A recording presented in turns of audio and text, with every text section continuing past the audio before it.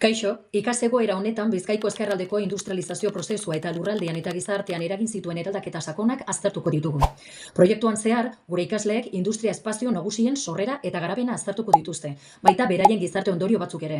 Biztanleriaren bizi baldintzei eta hiri eta industria paisaiaren aldaketei arreta jarriz.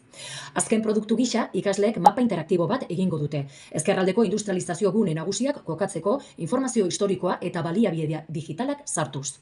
Lan honi esker, industrializazioak gaur egungo lurraldearen konfigurazioan duen garrantzia ulertu ahal izango dute, eta industria ondareak gure memoria historikoaren zati gisa baloratu ahal izango da.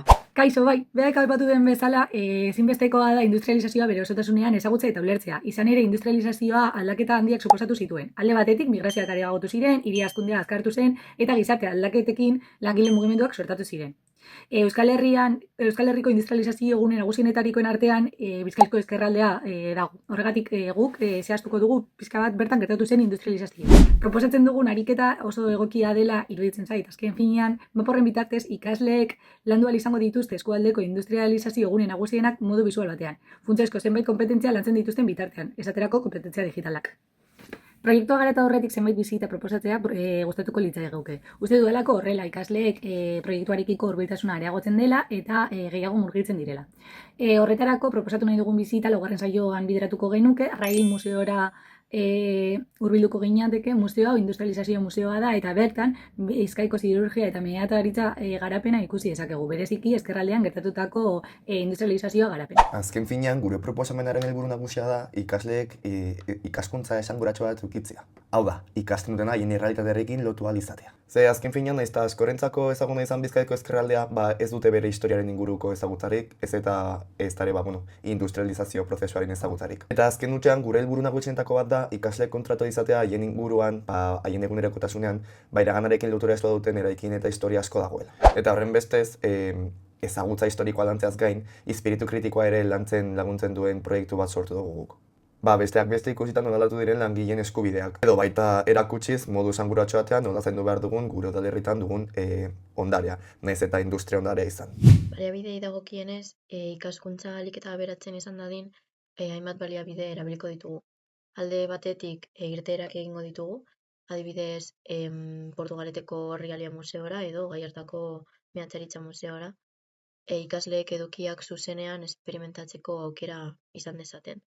Eta bestetik, baliabide digitalak erabiliko dituzte.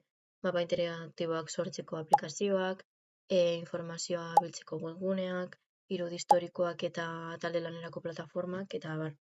Azkenean, horrela konpetentzia digitala ere modu praktikoan lantzen dute eta benetako produktu bat sortuko dute azken pauso honetan. Proiektuaren garapena 3 fasetan egingo da. Hasierako fase batean, ikasleek industrializazioaren oinarri teorikoak eta testuingurua ikusiko dituzte. Bigarren fasean, ikerketa fasean, informazioa bilatuko dute, museoak bisitatuko dituzte eta aukeratutako guneak aztertuko dituzte. Eta azkenengo fasean, mapa interaktiboa sortuko dute. Amaierako produktu hau, sormena, talde lana eta autonomia lantzeko aukera emango die. Eta gainera, ebaluazioa ez da bakarrik proiektuaren amaieran egingo, baizik eta proiektu osoan zehar, koebaluazioa eta autoebaluazioarekin.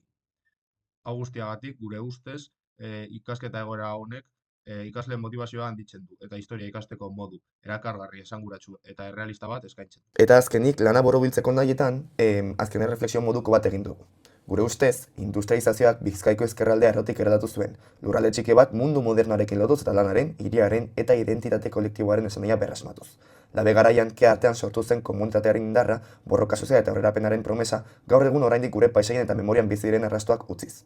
Horregatik da baliogarria gaur egun ikasgeletan prozesu hau lantzea, iragan oldertzeak oraina hobeto interpretatzeko tresnak ematen dizkigulako, eta ikaslei erakusten die garapen ekonomikoa ez lan neutroa, baizik eta pertsonen bizitzetan, harremanetan eta balioetan eragin sakona duen errealitatea baizik.